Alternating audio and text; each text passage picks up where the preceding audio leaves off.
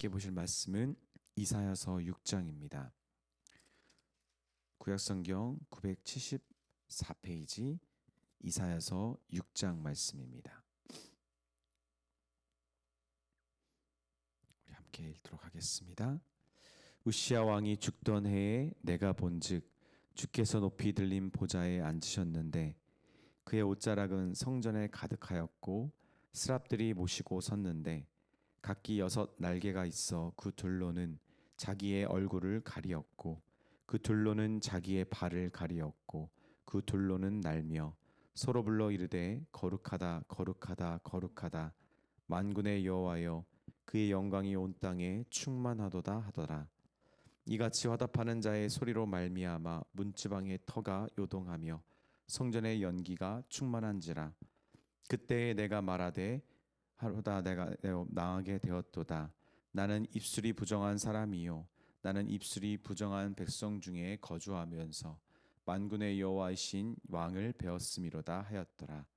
그때에 그 스랍 중에 하나가 부젓가락으로 제단을 집은 바 핏숲을 손에 가지고 내게로 날아와서 그것을 내 입술에 대며 이르되 보라 이것이 내 입에 닿았으니 내 악이 제하여졌고 내 죄가 사하여졌느니라 하더라.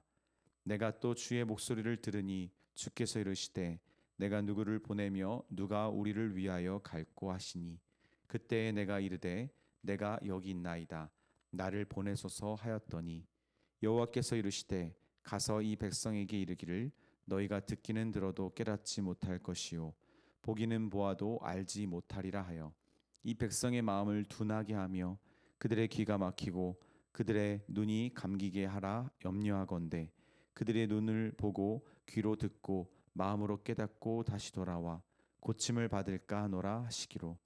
내가 이르되 주여 어느 때까지이까 하였더니 주께서 대답하시되 성읍들은 황폐하여 주민이 없으며 가옥들에는 사람이 없고 이 토지는 황폐하게 되며 여호와께서 사람들을 멀리 옮기셔서 이 땅 가운데 황폐한 곳이 많을 때까지니라. 그 중에 10분의 1이 아직 남아있을지라도 이것도 황폐하게 될 것이나 밤나무와 상수리 나무가 배임을 당하여도 그 구루터기는 남아있는 것 같이 거룩한 씨가 이 땅의 구루터기니라 하시더라. 아멘. 네, 반갑습니다. 본문은 하나님께서 이사야 선지자를 부르셔서 환상 가운데 그를 사명자로 보내시는 내용입니다. 우시야 왕은 52년간의 통치가 끝나고 그리고 나병으로 주전 또 739년에 죽습니다. 그는 강력한 유다의 통치자였지만 성전에서 자신이 분향하려고 고집을 부리다가 문둥병에 걸려 죽기까지 고생합니다.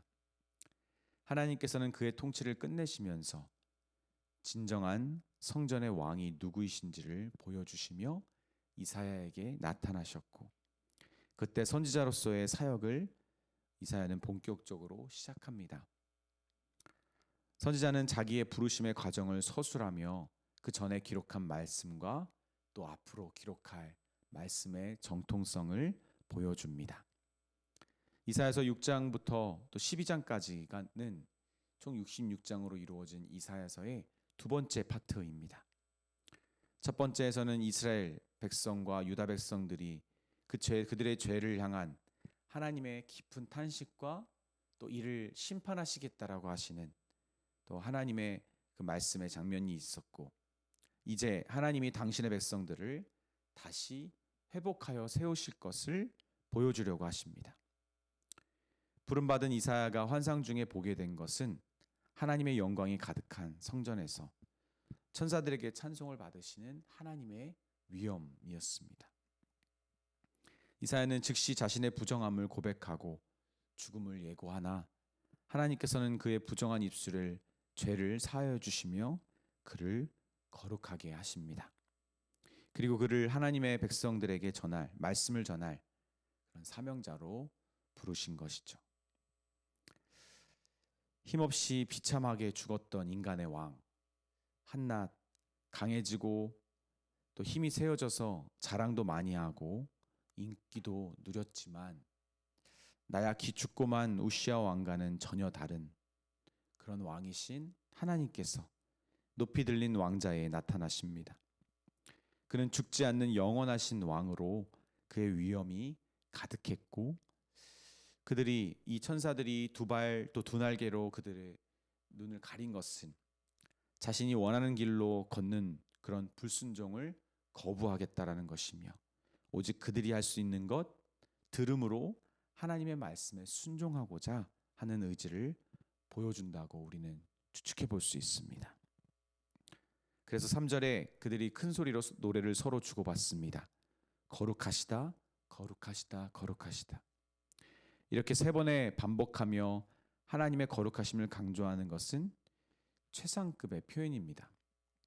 하나님이 거룩하신데 최고로 거룩하신 것입니다. 그의 거룩하심을 나타내는 영광이 이 세상에 가득하고, 세상 어디에도 그가 마음 먹으시면 거룩하게 하실 수 있는 그런 위엄이 가득하신 것입니다. 그래서 4절에 하나님의 거룩하심을 찬양하는 소리로 이 세상이 흔들리고 하나님의 집, 또 성전에 하나님의 임재가 가득함을 보여주는 그런 연기가 보였던 것입니다.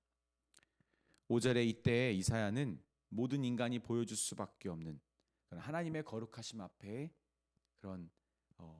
그리고 그 영광과 위엄 앞에 찾아온 그 두려움이 있었음을 보여줍니다. 왜냐하면 하나님의 거룩하심은 이 거룩하다고 여겨지는 천사들조차 감당할 수 없는 것이며, 또한 그 어떤 피조물도 하나님을 바로 볼 수 없기 때문입니다. 사람들에게는 거룩하다 여겨질지 모르나 죄를 스스로 해결할 수 없는 그 피조물일 뿐인 그런 선지자, 하나님의 말씀을 전하기 때문에 어쩌면 그 입술만큼은 거룩하다라고 볼 수 있는 그 선지자조차 그는 자신이 죄인으로서 이제 거룩하신 하나님 앞에 섰으니 죽게 되었다라고 고백하는 것입니다. 이 드무흐라는 죽게 되었다라는 단어는 이 존재가 사라져서 침묵하게 된다는 의미를 가지고 있습니다. 아무런 소리를 낼 수 없는 상태가 되어버린 것, 그것이 바로 이 하나님의 거룩하심 앞에 서 있는 인간의 모습입니다. 우리 주 안에 사랑하는 여러분, 우리는 혼란한 세상 가운데 어떤 우리의 능력과 심지어 하나님에 대한 또 무언가가 어떤 소망이라고 우리는 생각할 것입니다. 그런데 하나님은 혼란한 세상 가운데 가장 거룩하신 그 하나님의 위엄을 보이십니다. 그리고 가장 거룩하지 못한 인간의 죄됨을 또 밝히 보이십니다. 그런 하나님의 용서를, 하나님의 은혜를 깨닫는 사람을 하나님은 부르십니다.